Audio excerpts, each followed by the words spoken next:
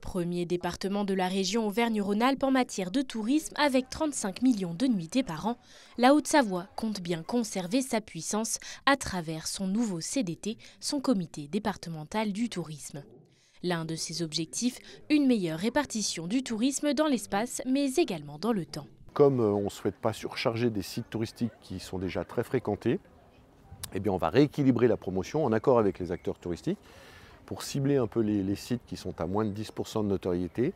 Et puis l'intersaison, parce que le réchauffement climatique il pose des problèmes pour le ski, mais l'avantage c'est qu'on voit bien septembre-octobre, mai-juin, qu'on a maintenant des arrière-saisons ou des avant-saisons estivales. Sans surprise, une étude d'image et de notoriété commandée par le CDT désigne Annecy, Chamonix et Évian comme les destinations les plus connues dans le département.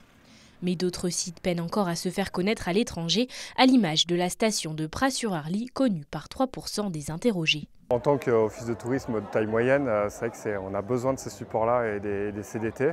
Et voilà, à l'échelle de la Haute-Savoie, il y a un très beau territoire et on en fait partie. Et on va s'appuyer bien sûr sur les services de ce département pour appuyer des actions de promotion ou des actions de communication ou même des événements, puisqu'on va accueillir le Tour de France Femmes cet été, qui est notamment financé par le département de la Haute-Savoie. Donc on travaillera conjointement, bien sûr, avec Haute-Savoie-Mont-Blanc sur cette action-là.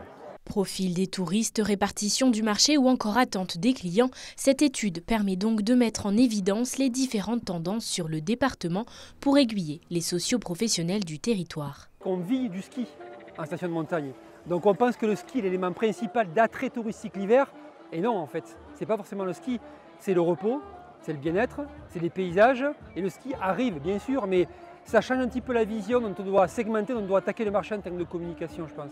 En effet, parmi les activités recherchées en Haute-Savoie, le ski arrive en 4e position, devancé par la détente, la gastronomie et la randonnée. Des gros points forts du département révélés par cette enquête qui met tout de même en garde sur certains freins, notamment liés aux prix élevés, au transport et à la pollution.